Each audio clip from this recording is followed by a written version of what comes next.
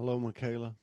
I see you there. I can't see you and hear you because I don't have you pulled up yet, but I'm going to play a little intro so we can share out into the network and allow people to come in. And then I'll pull you up on screen, Michaela.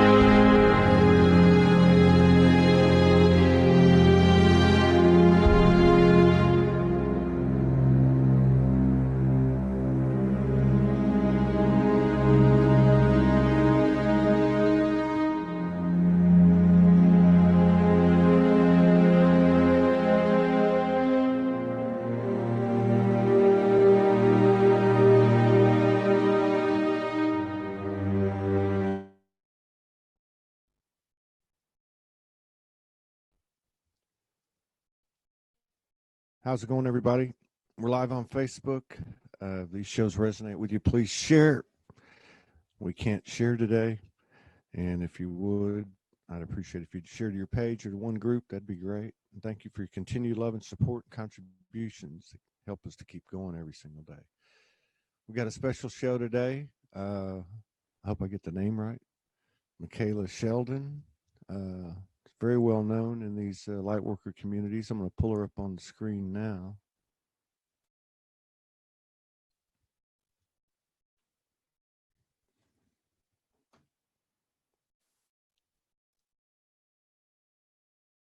Let's see.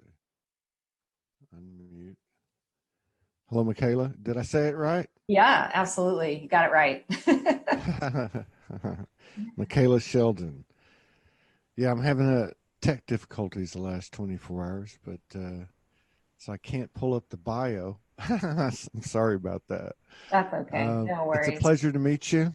You too. Thank you. It's a pleasure to meet you. I've heard a lot about you, and I've seen you around a little bit. I think I saw you were in Sedona not too long ago, weren't you? I was, yeah. Well, gosh, it was last year. So I was out there in 2017, 2018. Actually headed out there again in a Yeah, couple of maybe. weeks. Yeah. Maybe that's what I saw, but and then I was in there. I was there in 2018 too, so maybe you were there right. Maybe I came in right after you. Is what I think. But I've seen your name out there for quite some time, and I know quite a few people that are familiar with you. Um, I'm really not. I did read your bio. I can remember a little bit of it, but if you want to give us a little backdrop on how you woke up or how you came into this, what you're doing now, because you've been doing it a while. I have Maybe you can been. just give us. It's been a while, right? When did It's it been a start? while. Oh gosh, probably 2012 really for me was the pivot year. That was when things really started to take off and happen for me. But, my awakening started with a struggle with chronic pain because this really wasn't That's the right. community or the conversation I was in. I was lived a very conventional mainstream life and, went to college, got a degree in marketing and PR and got married and had two children, and then just found myself after the birth of my second daughter in the midst of this, kind of fight for my health. And, not unlike many out there who are in the Western medicine, kind of hamster wheel, I call it, was just getting worse and worse and on more and more medications. And, the universe, I believe, just it picks us up and drops us off exactly where we need to be in order to change our life. And for me, it was kind of a stripping away of comfort zone that led me to this awakening. And so, I ended up in a place in my life where I couldn't make anything work. I was this chronic volunteer, PTA vice president. I ran the local Girl Scout troops and the church social group and all of that stuff. And, couldn't make that work to save my life, but ended up across town, made a move, and was exposed to some new ideas.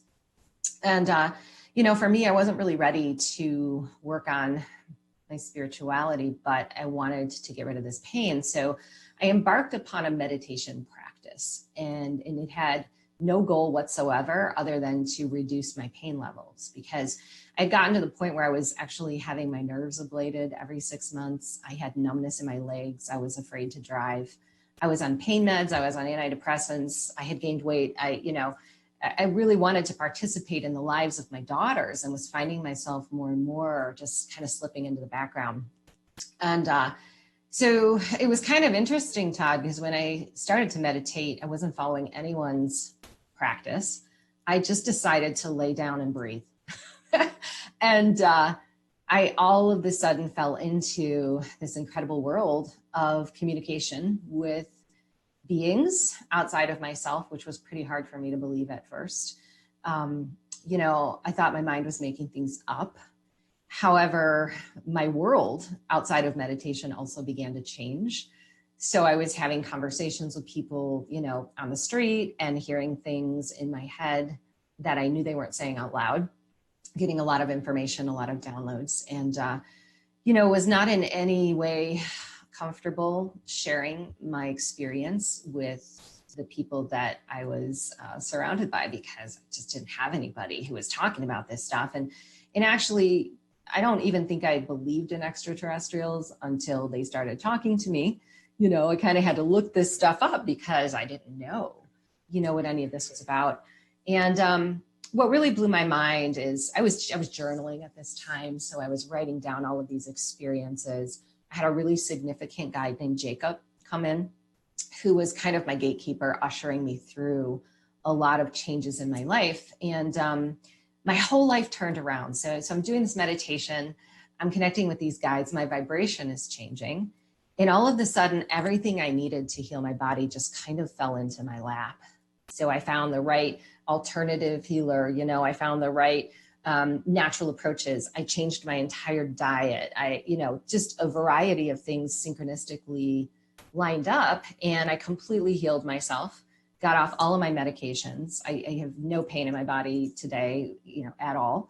But at the same time broke open this gift. So I was journaling a lot of this. And one day I thought, so much was coming in when I was meditating that it was hard for me to remember it.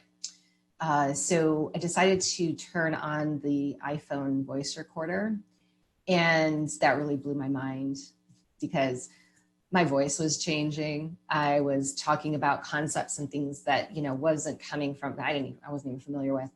And so I had to kind of come to terms with the fact that I was channeling. It took me quite a while. I feel like during that time, my entire old life and identity imploded, and in the meantime, I was building this new path. And I was told very early on in my awakening that I was here on the planet as a channel, and I was meant to share messages with humanity, but I was very resistant to it. I fought with my guides for a very long time, and then it just got bigger than me. And, the path took me to opportunities to share this with others. And I met Ethan Fox, who I know you've had on the show. He and I have an organization here that we're involved with in the Detroit area. And I just became immersed, in this service. And it's just been a blessing, for me, because not only has it fulfilled me and changed my life, but also it's just been amazing to meet others and share these messages with others. So I connect with a variety of beings. Yeah. Well, I've got about 16 questions just based on that description. Thank you for filling us in there. I needed the help this morning on it. Yesterday was the big, powerful day. I think a lot of people are just kind of waking up from it. I don't know what was going on, but it was powerful. Yeah, I love your story. It's very similar to what a lot of people, describe when that have been on this show. I like your version because I can relate to it. It's mine happened kind of the same way energetically. I used to call it the universal isolation. It sounds like a pretty lonely place, but it's really not lonely because it's just you and the universe. And what you described resonates quite a bit. So you went into this thing, and as you were coming out of it, or as you were awakening, you had brought up several things that are similar to many people.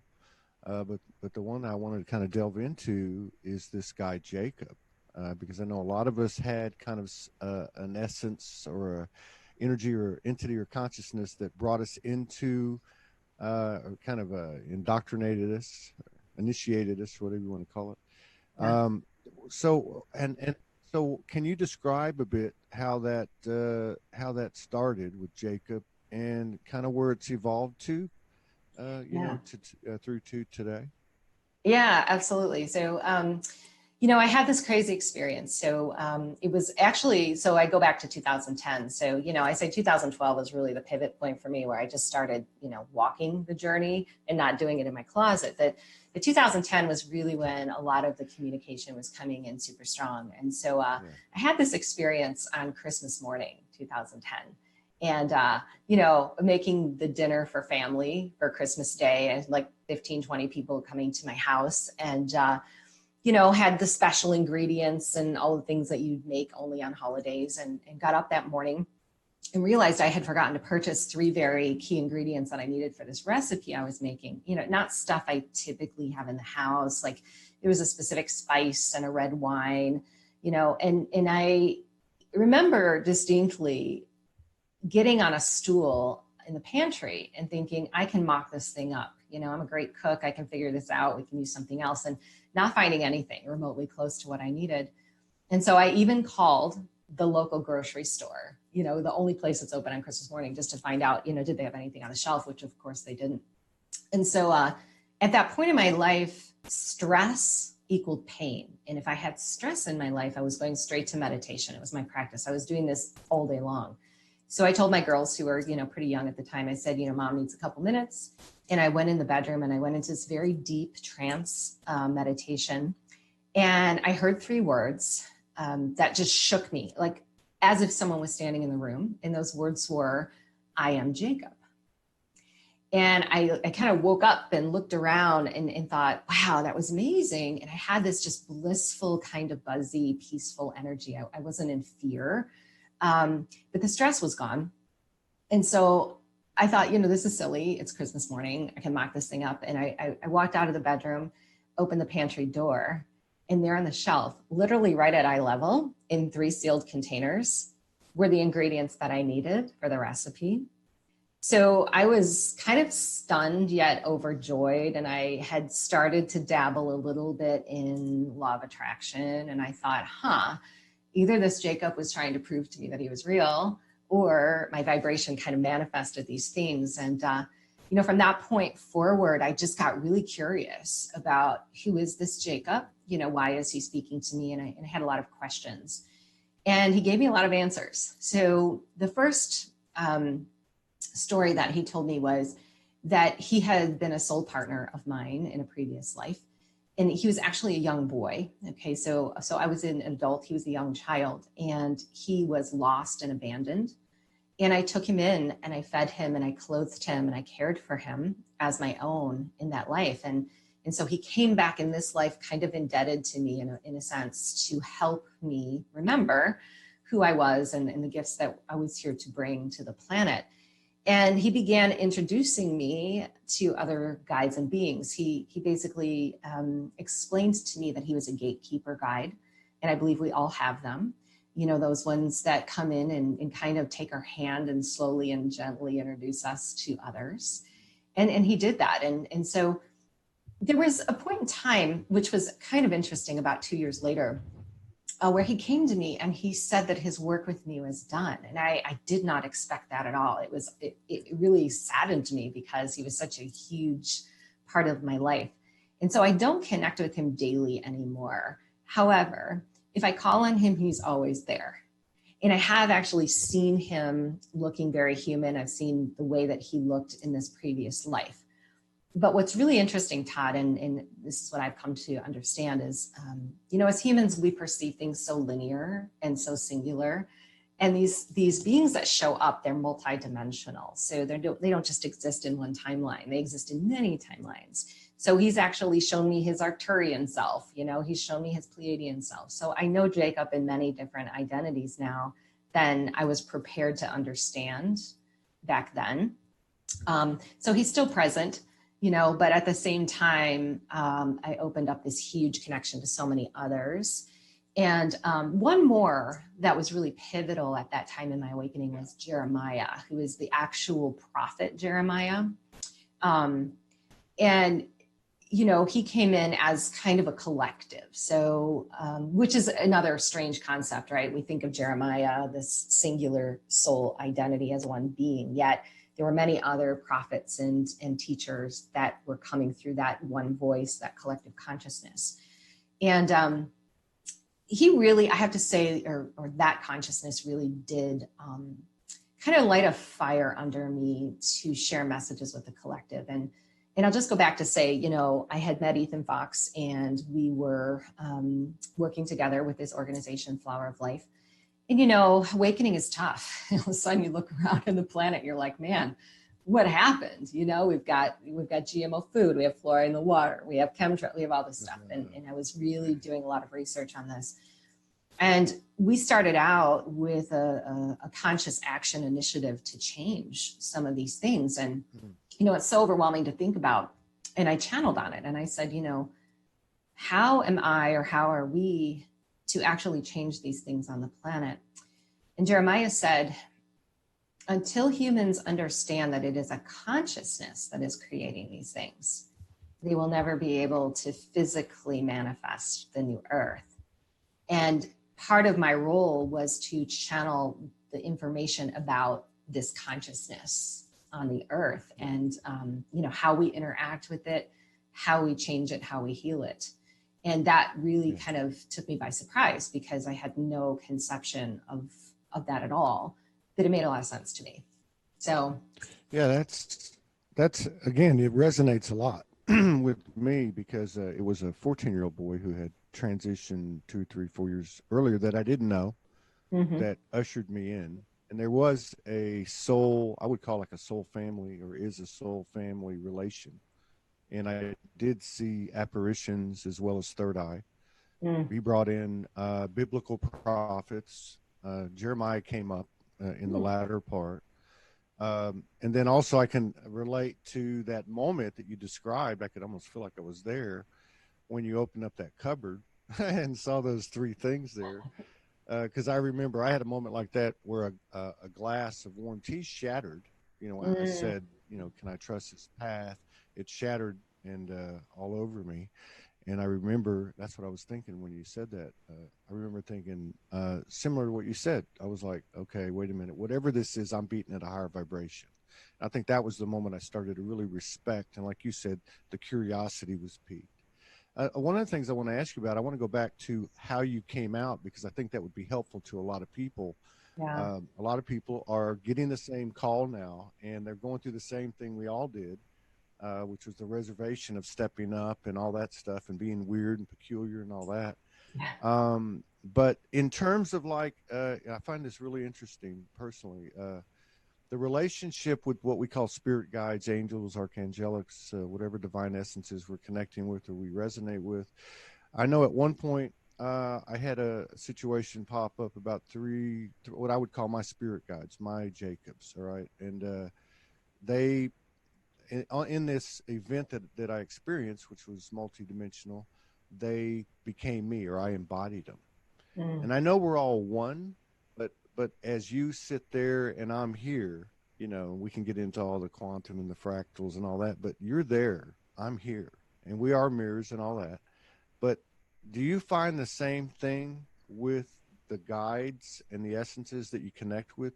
Do you see them external or more external than they are internal, or is it all coming together? Or how does that work for you? yeah. Well, How's it evolved with you? personally, it's constantly changing. And collectively, obviously, as well. I mean, we've been having this conversation in one of my communities. I really believe that what's going on with the Schumann and the shifts within the earth are really taking us into a more of a collective operating system. And so we are moving more towards being what I call merged, with these beings and collectives. We always have been, but it's been hard for us to conceptualize it that way. Um, when I first started channeling, I really was just singularly clairaudient, like I just had this amazing ability to hear. And what happened was it began to merge to the point where, um, where I was hearing and saying, all of a sudden it blended. So I was going into trance and just allowing these beings to step in. I was not a fan of seeing them because I wasn't a fan of doing this work to begin with. And so early on, as I was catching glimpses of them, like literally in my home, I just said, I'm happy to do this work. I'd love to hear your messages, but I don't want to see it. And I really did shut that down. And then later I thought, why did I do that? That was to want to see them now. And that's really come back. So my inner sight, my third eye has always been a part of me that's been constantly evolving. And, what I noticed was I could channel past lives and see images. So I would get little snippets of the story along the way. And even as guides and beings were coming in, I could get a glimpse of them, a real quick flash, but I couldn't hold on to the detail. Um, now later in life, I see more and more. I definitely see more and more. It's more internal for me than it is external. And even, lately, a lot of sightings on ships and beings coming in that I'm just seeing a lot of detail on. That I just think all of us are really becoming prepared in a Yeah. sense to do that, and whether you're not conscious of it or awakened yet, I think it's still going on, right? We just have some kind of Oh yeah. negation of it or filter that, suppresses it within us. Yeah, you see it every day on social media. You see people talking about these extraordinary, unique events that they're having, divine episodes, divine intervention, animal interactions that are dimensional, and so on. Yeah. Yeah, it's coming. There's no doubt about it. And I think Mm-hmm. it's got a lot to do with 2020 or prepping for 2020. So you Absolutely. and so at some point you start getting intel that you need to step up and start sharing this information, Yeah. and again, for the sake of those who are getting this or going through this type of thing now, what challenges did that bring up? I mean, I'm getting from you that your human aspect wasn't really like, you know, jumping for joy, but that inner guidance that we all have that drives us to do all these crazy things. Yeah. You know, one Yeah. that won You out the know, day. How did you go through that? How did you get to the point where you were able to start doing it? very slowly and deliberately every day. You know, I grew up Catholic, Italian. My dad worked on the line at GM. You know, my mom was a nurse. My family was not open to the concept at all. So it was, you know, and I was actually married at the time to a corporate CFO who had a really hard time understanding what I was going through. And, you know, for me, it became challenging the fear in very small steps, because when you start to do that, this is at least what I noticed, you know, every step along the way that I let the cat out of the bag, it was more of a relief than it was, you know, more challenge, because I was seeing how easy it was and how false so many of these fears are, you know. And for me, the feeling I had in the body and the alignment I had with the stuff that was coming in, it just got so ahead of me that I felt like it was so necessary, you know, to bring it to the forefront. And yet at the same time, I know your audience will identify with this. When you're a channel or an intuitive or a healer, there's this inherent responsibility that comes with that, because, you know, you can't prove or disprove a lot of what's coming in. Although we have a lot of synchronicities and matching information and we can look for common threads, it's really new territory that we're kind of blazing here. And you know, it really just took a gradual step forward and letting the cat out of the bag, one person at a time, for me to do this. But you know, what I found for me is the vibrational aspect of it. It was so strong. So I mentioned, you know, I met Ethan Fox in this organization and started immersing myself in that world. And what I found was I gained a new family. I gained a conscious family. I gained support. And these were people that were saying, you got to put this out there. This is amazing. You know, so where you move from not having anyone that resonates, even you, we move, I think, vibrationally, the more that we challenge. So I think it's important to take the physical steps forward. But at the same time, some of us are ready to make the leap. And, you know, you have to really walk into those leaps with an open, you know, an open vision, because we, you know, we're sometimes guided to drop the job, you know, change the marriage, move to a new city. Yeah. And sometimes what I've noticed is we have this kind of bridge, the guides will call it, that forms, you know, along the way that supports us. So timelines can collapse really quickly when we're growing vibrationally and advancing in our speed. But for me, it carried me, which was, you know, to the level of my comfort, it carried me, but we have to be participants in it as well, I think, you know. And so many of us, we just are, you know, we're running in that programming, the programming from our childhood that we have to fit in somewhere, how it's going to feel when we're not accepted by family. And, you know, my family, they know what I do. They don't understand it. I still go to Christmas dinner. Nobody asks me, you know, how the Pleiadians are doing. But, you know, they love me and I love them. You know, we have this kind of mutual Well, you respect. went from your, Yeah. And I think that's how it works. It's kind of like no one talks about it, but you know they're watching you. But well, what's interesting, and another thing too, I think that's. Go ahead. No, what's interesting too is I've seen little changes in them, you know, and I'm not saying that it's because of me, but when you're immersed in the vibration of something going on in your family obviously has to, you know, excuse me, reap the results of that. You know, there are opportunities, I think, that we share with others. And I've noticed the conversation tweak a little bit. You know, they're more accepting of topics and discussing them when, you know, I never would have brought them up before on their own. Yeah, it's funny. You know, yeah. I had one of my kids hit me up a few months ago one night, you know, it's out of the blue. I don't talk to him that often. And he was like, Dad, can you tell me what's really going on? You know, like what's really happening? I know everything that's going on here isn't what's happening. And I figured it out. Another thing that's been an interesting dynamic to watch in myself and in the community and others, you know, sitting in this chair, has been this transition we've had from the old method of teaching. Some people say yogi guru, teacher student, where we've walked into a little different dynamic now, where it's everybody's a student, everybody's a teacher. It's more empowering versus disempowering, or superiority, inferiority. And I don't mean that necessarily in a bad way, because it served us very well. Mm. But when you have these divine and profound experiences, which do become very common and frequent part of your daily life, has your human aspect had to take a breath a few times? I mean, I don't know how anyone can go through this and not have a moment of, oh my God, I'm something, I must be pretty important or whatever. But I Yeah. mean, did you, and again, this is for the benefit of those who are going through these things and thinking that they're crazy, not realizing they just found all the crazy people and we're not crazy. But Yeah. how did you deal with that? Do you deal with that? How did you deal with that?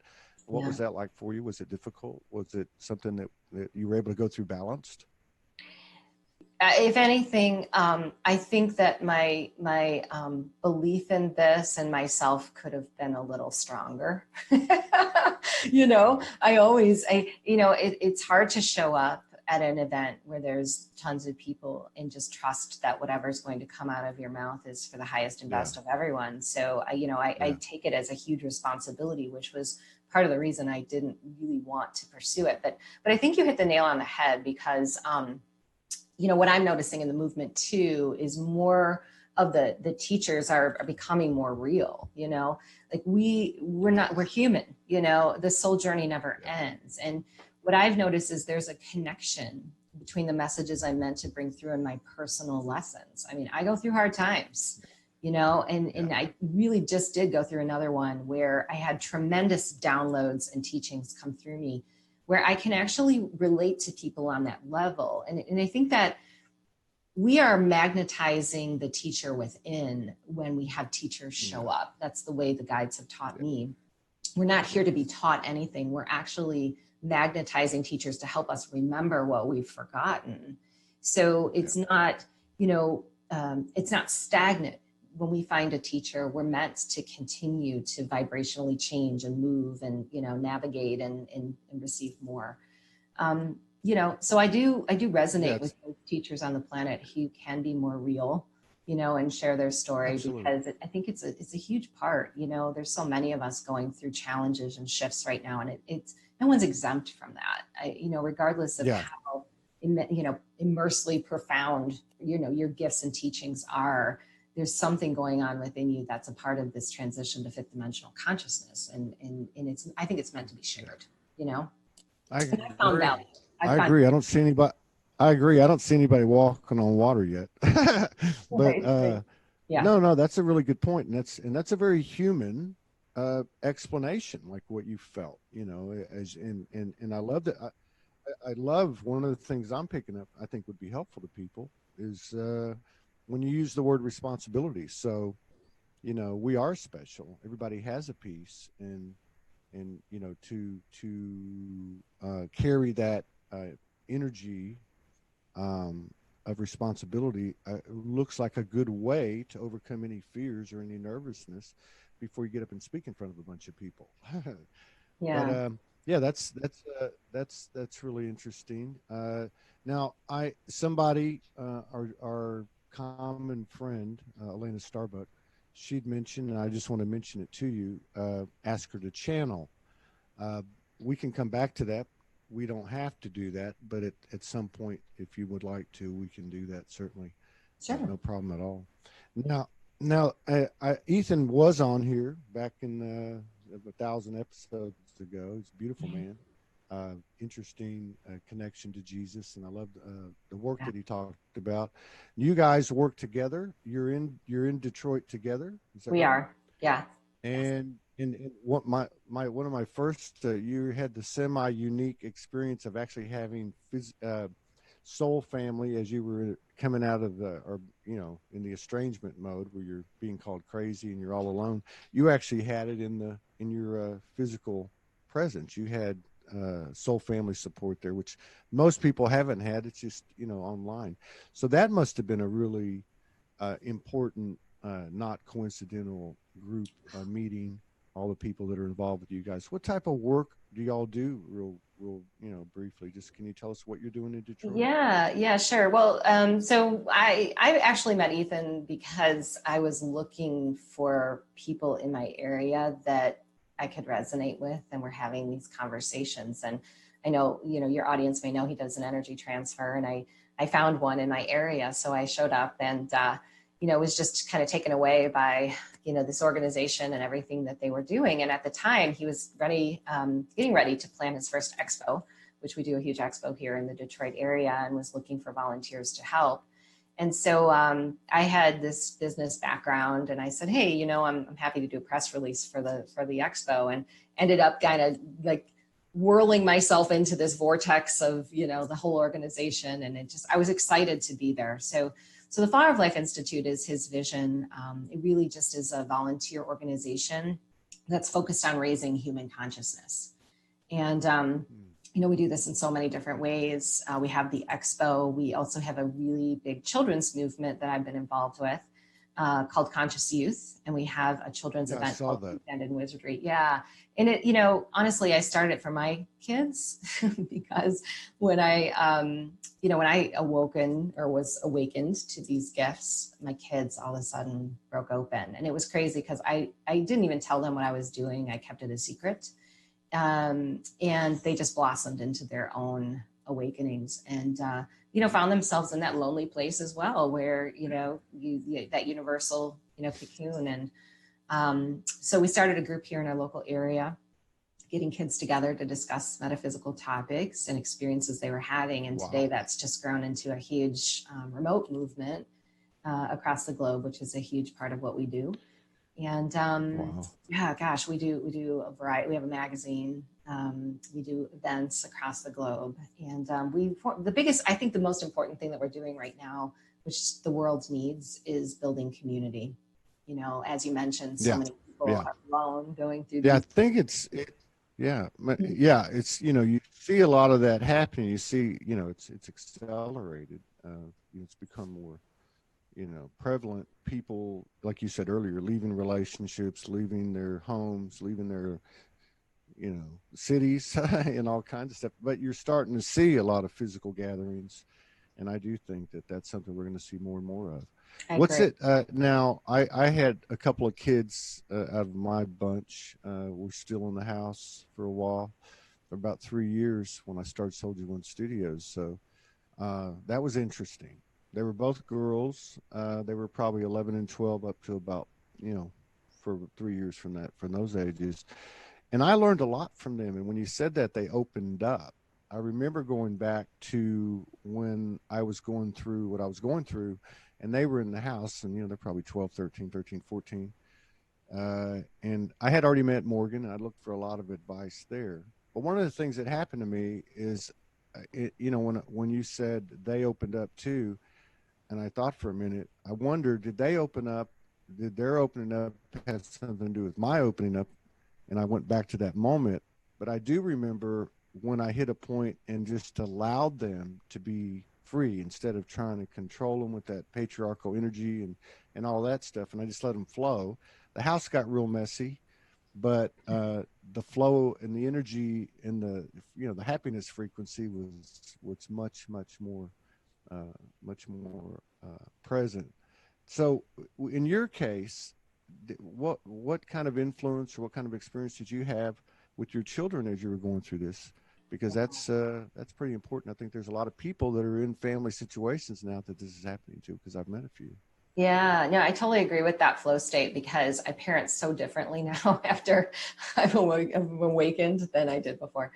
Yeah, it was crazy because, I was in a very conventional neighborhood, and I was not willing to tell my kids that I was a channel, simply because I was in fear that if they talked about it to anyone, that they were going to be excluded from every birthday party and, neighborhood play dates that, there was. And so I kept it a secret from them. And they still, I think just from the vibration in the house, they still had their awakening. So my daughter, my oldest daughter, she's 21 now. when she was in high school, I guess she was in 10th grade, we went to New York to the 9/11 memorial. And it was on a school field trip. And we were with a group of people, got dropped off about 6 blocks out. And you can really feel, the density in the street. And I could see it on her face that she was really feeling the energy. But all of a sudden, she saw spirit. She saw people running through the streets that were not human. She saw the whole thing, and she caught a glimpse of a woman who was sitting on the curb with the, head in her hands. And then she caught another glimpse of a man in the building, dropping file folders and running, and she got a name. And so we got in there and we looked it up, because you can look it up on the computer. And sure enough, it was a couple that was engaged. Wow. And she had no idea I channeled at this point. And we're walking through, the whole ticketing process to get in there, which is kind of bizarre. And, she's seeing spirit. I'm hearing the messages from spirit. And I literally sat her down in the courtyard there and explained to her that was what I did. And my youngest daughter, what was her reaction when you told her? I think she was comforted, because she had she didn't see it coming, right? She didn't expect that was going to happen. And she's a brilliant channel. She's in college now, and she's very talented. But my youngest daughter, same thing. So she was in a theater group, and I went to pick her up and was just chatting with a parent. And this parent said, we're really grateful for your daughter and how she's brought these messages through from my dead father.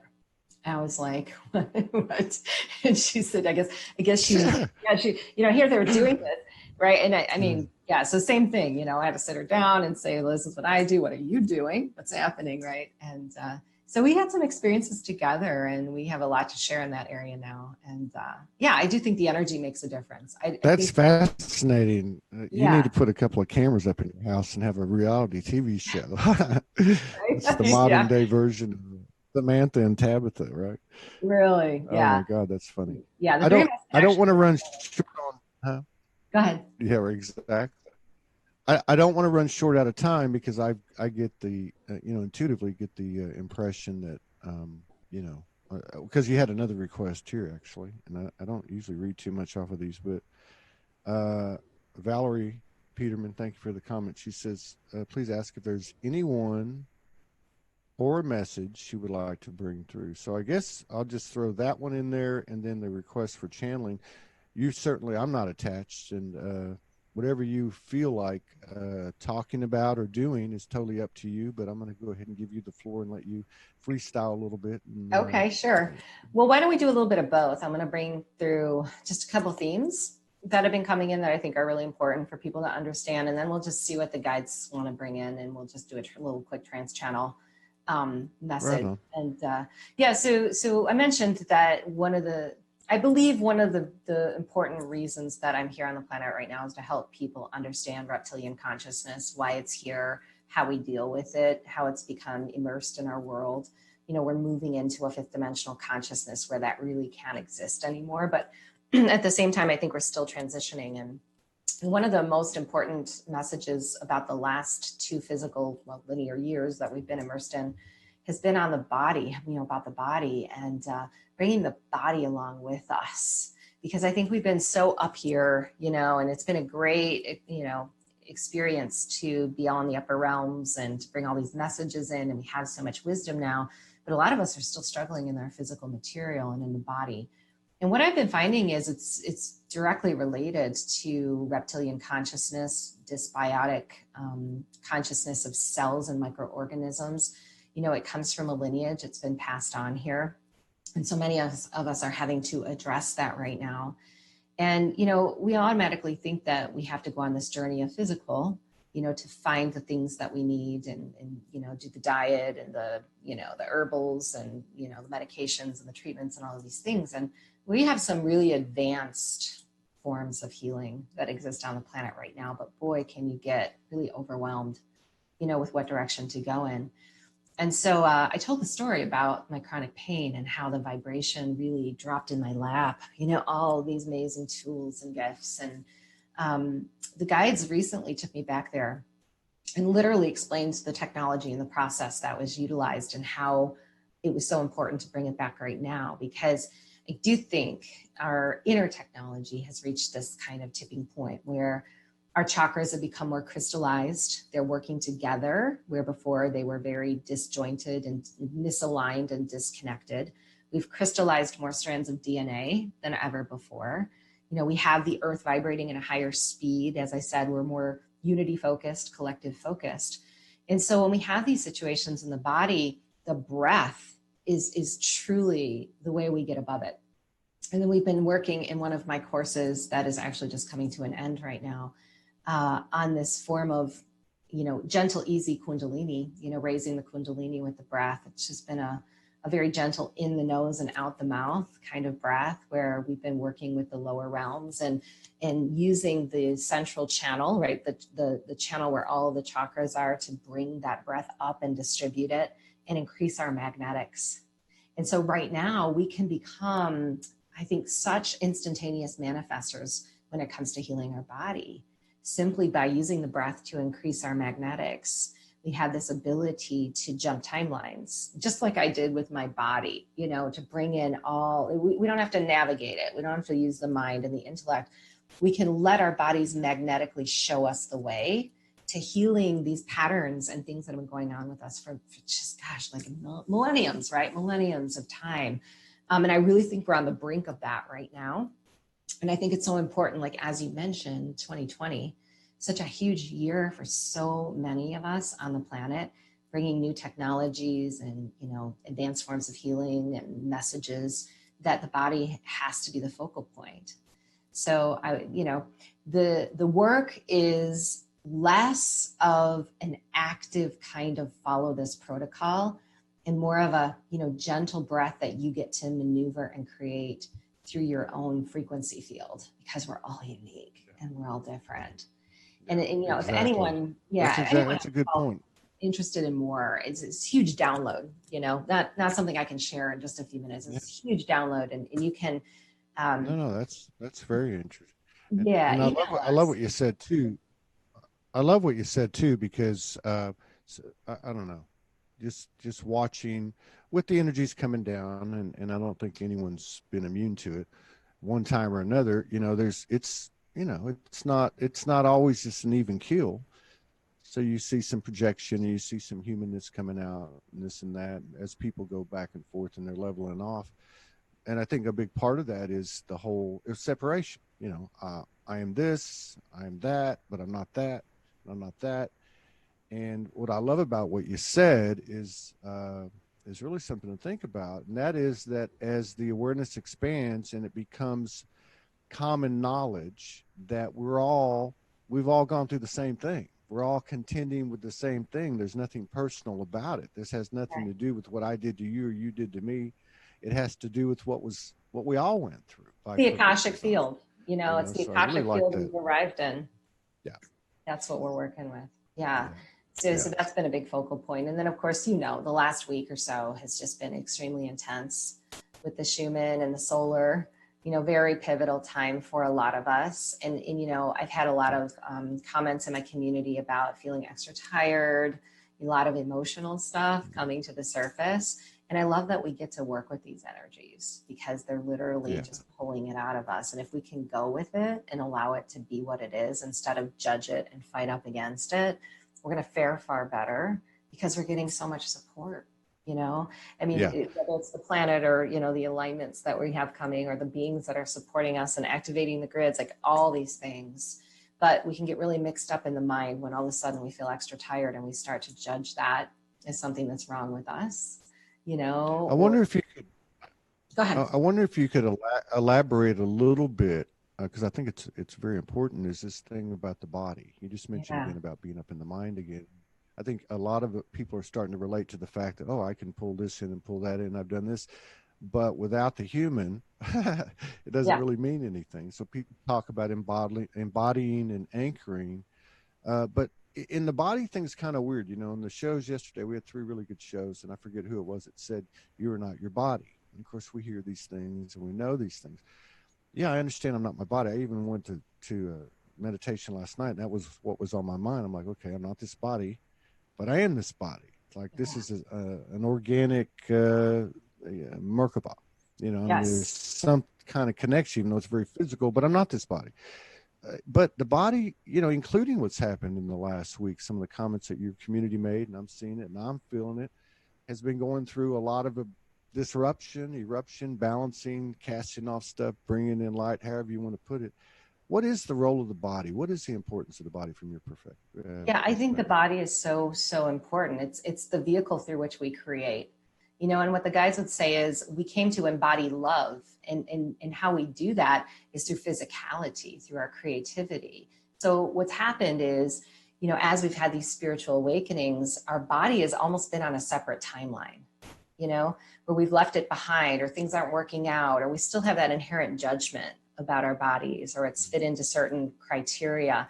I mean, the guides even took us back just recently to when we were infants, and we actually could understand empathically that our parents were concerned that we weren't measuring up to some standard or certain milestone that we were meant to reach. I mean, we're dealing with all of that stuff right now in the body. So I think communication with the body is so important.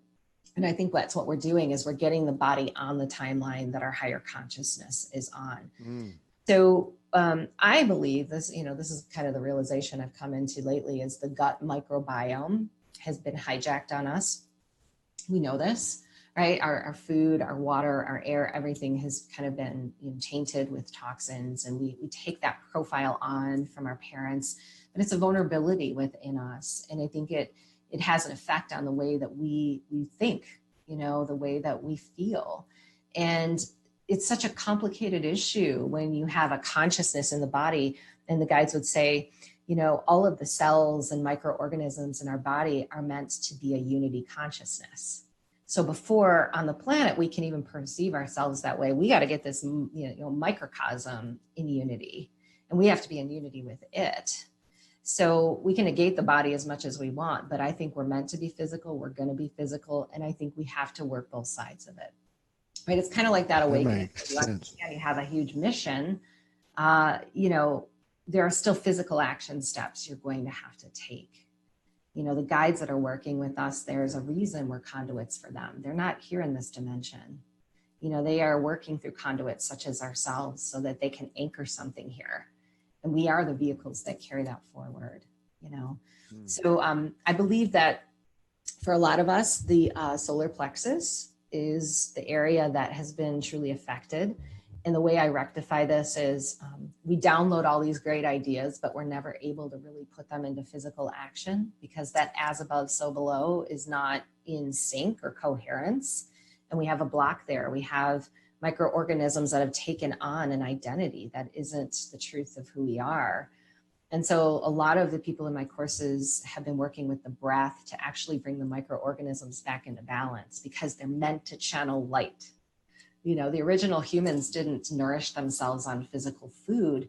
They were seated here as light beings.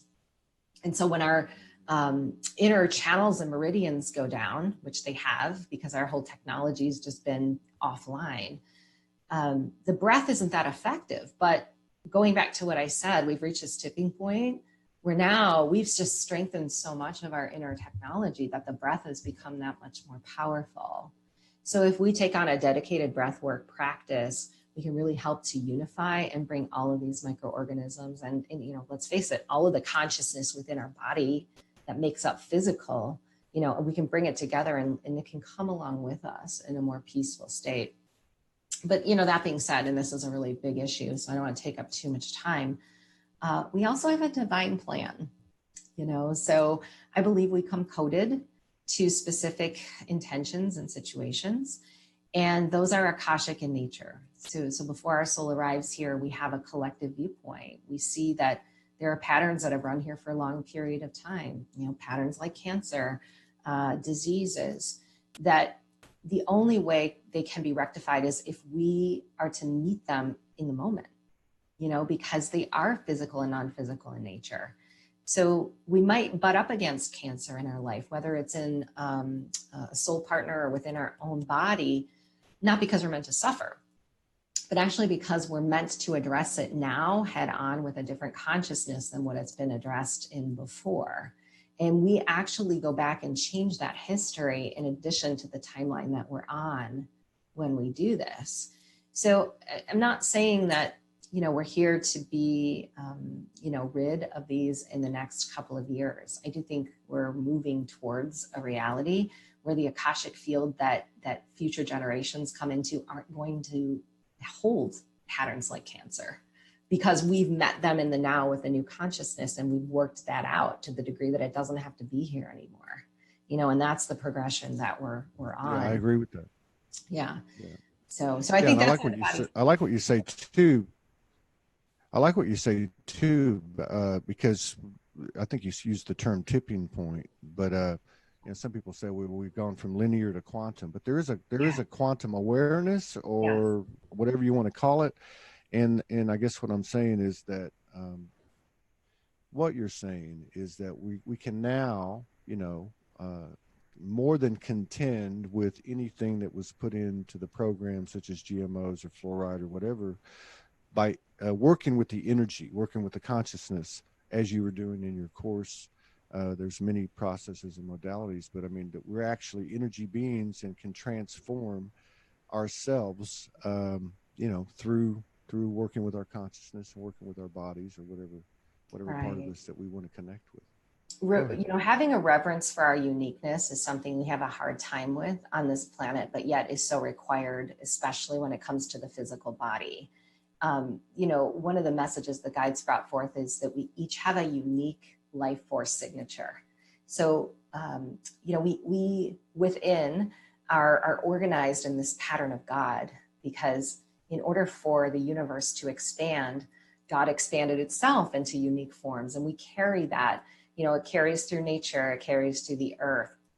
But what's happened is we have come to negate that unique part of us that is God. And that's really where our bodies have continued to get further and further off the path of ascension, or where we've communicated with this cellular consciousness within us that it isn't in alignment.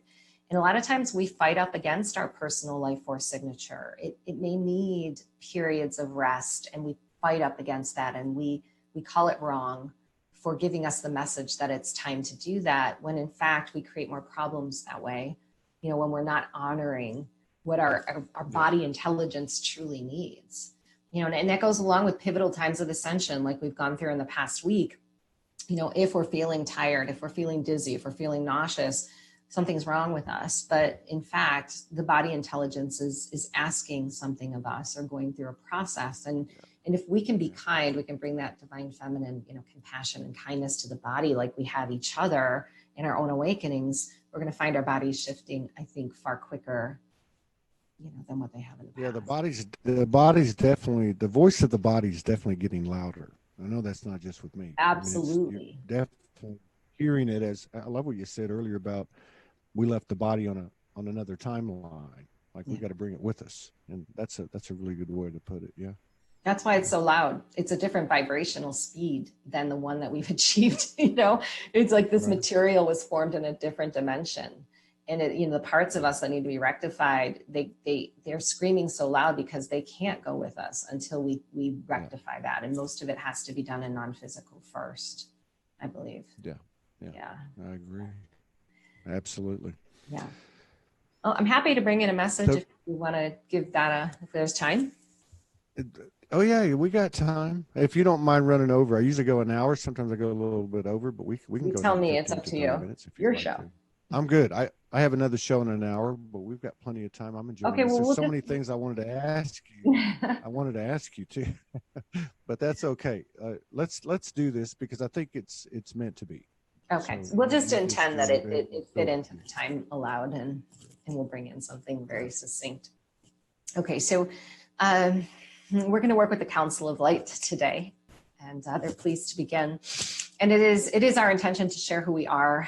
For those who are not familiar with our consciousness, we are 12th dimensional in nature, and we are made up of many races. We oversee the multi-galactic grid system that exists throughout the universe, and is the mode through which energy and information is shared and channeled. We bring this message forward today because we see that the human collective has made an incredible shift forward in the way that their technology is now tied to that of the earth. This is often a forgotten aspect of who you are, that there is an electromagnetic and energetic connection between you and Gaia herself. And the reason this is of such importance is that she has gone through tremendous transitions within her. The realignments that are calling a new grid forward and stabilizing that have now anchored, such that Gaia herself is moving into a new galactic position within the universe. This is opening portals to receive new vibrational information from beings that have not been present on your planet for quite some time. We are also able to fully activate the new grid system without interference from other beings or dimensional experiences that have caused disturbance within this process.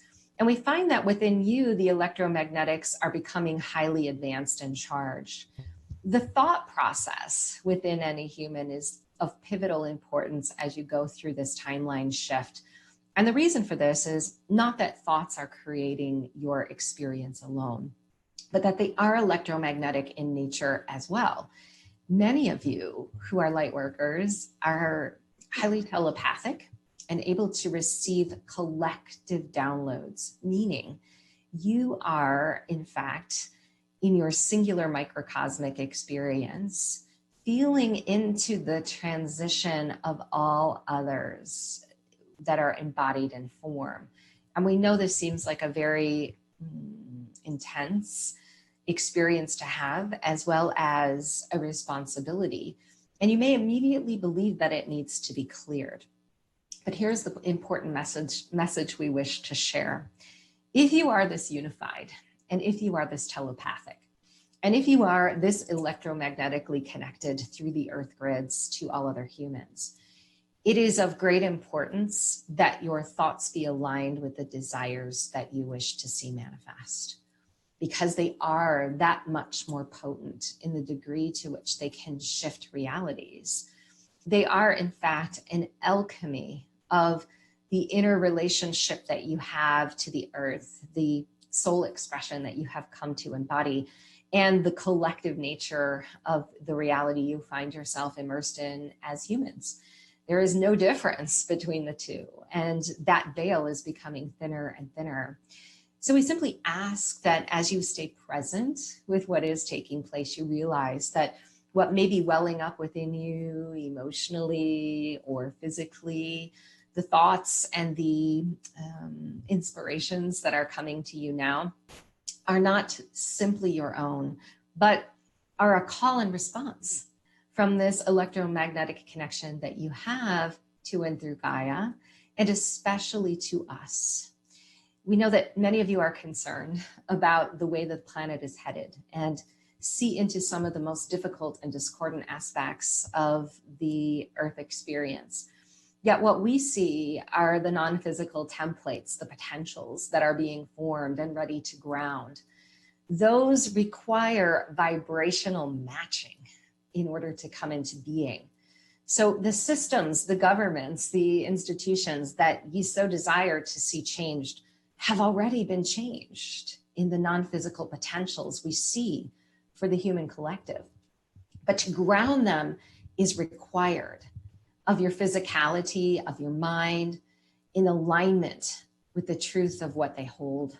Because if you are moving in the opposite direction and completely cultivating a relationship with the things that no longer serve you, you will find discordance and stagnancy in the ability to move this timeline forward. Many of us from multidimensional races and collectives are here supporting you in this time. We are anchored within this new grid, meaning we are present within your space. Earth is a multidimensional being, and you are not just third, fourth, or fifth dimensionally tied here in this universal expression. You are accessing all of it in this moment, and we are pleased to meet you wherever you are to support and to also lend our vibration to enable the human collective to advance forward comfortably, gently, and deliberately. Many blessings. Thank you. You're so welcome. That brought a whole bunch of questions too. This is good. What on that, a couple of notes. One from before. Um, how did your galactic, you know, engagement, connection, relationship? How did that start? Did it freak you out at all? And how big, uh, in general? I know we're dealing with the infinite support of the universe, and we all have different faces of the universe that assist us. But in terms of what we're doing here, our purpose here, what's happening, how how how much of that is the galactic part of it? In other words, if it's a mission, let's say, how much of that is the galactics just seem very close and very Yeah. prominent and more common, I think, as the days go by. Yeah. Well, I think our cosmic family lineage is stored in our crystalline DNA. And there's not one, there's many. Because what I believe, and I've downloaded an entire, well, I've got a book coming out, actually two, but I've downloaded the entire process of human seeding. And I do believe that our DNA is multigalactic. It was seeded here by many, many races. And because we are advancing ourselves in that DNA, and it's actually integrating, meaning it's merging with our physical DNA, naturally we're coming more into telepathic communication with these beings. And for me personally, it was the Pleiadians who were my first multi-galactic mentors. Yes, surprised me, and I had to look up the term Pleiadian when it came to me because I had no idea if they were they even existed in the universe.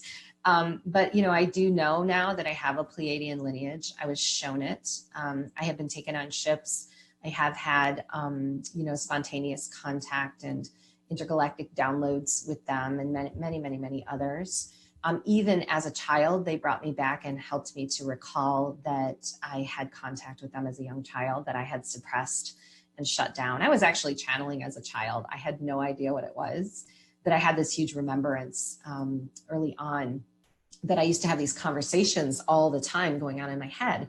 And I still do that today. I'll be cleaning the kitchen. I'll just have this two-way conversation going on and, with someone. And I just kind of thought that was natural, it was imaginary friend. I was making it up. And it really came into my realization, like, wow, I was kind of born this way.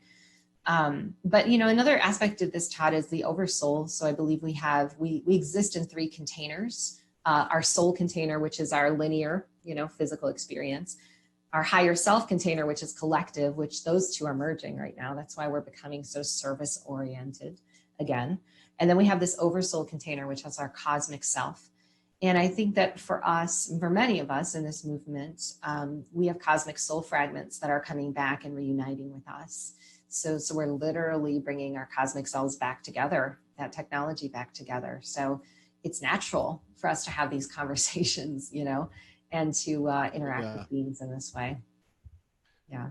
that was going to be my next question. Was going to be in regard to the higher self and where you see that, but you just explained it, which takes me to another one based on something else that I resonate with, which is your description of the oversoul, and that would be monads. In I guess two different examples. One would be in the non-physical, and one would be in the physical. Now, uh, ourselves over here and others that I've run into have talked about the monad, and you read about it. And on one hand, you have the etheric part of it, the non-physical part of it, where we have dimensional experiences and such with the monad. That seems to be connected in some way to the oversoul. Maybe there's other monads that are adjacent to it or whatever, however it works. But my question is, given that you work with what I guess I would call soul family, like-minded souls in the physical and have been doing it a while, do you see what some people have begun to experience in regard to the monad actually appearing in the physical? Do you see anything like that happening? Yeah. And I'm not really familiar with that term, monad. Are you speaking of the light body or? Well, the monad is I'm not going to get this perfect. I mean, I have actually looked it up, but to me, when you say oversoul, Yeah. and again, there's a lot of different. I don't say school of thoughts because I think Mhm. energetically they're all saying the same thing. Yeah. But so in the oversoul scenario, there might be 12 pieces or 12 parts of that oversoul. Each one of them the soul, you know what I mean? Like kind of like you described. But then that number 12 times 12, 144, all the derivatives of three and such, just keeps expanding flower of life wise, right? I see. And some people, you know, we've had experiences where we've had them in a joint, you know, meditation. The monads appear, but we had a situation where four.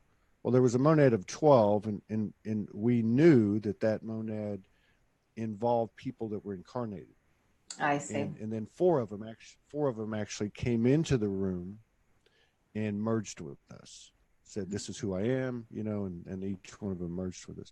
And I was just wondering, because you have been interacting with people in the physical, which is kind of unique because most of these relationships have been online. Yeah. And I was just wondering I guess another way to put it was, do you see some of the folks that you're working with up close in the ethers and have dimensional experiences with them in the ethers?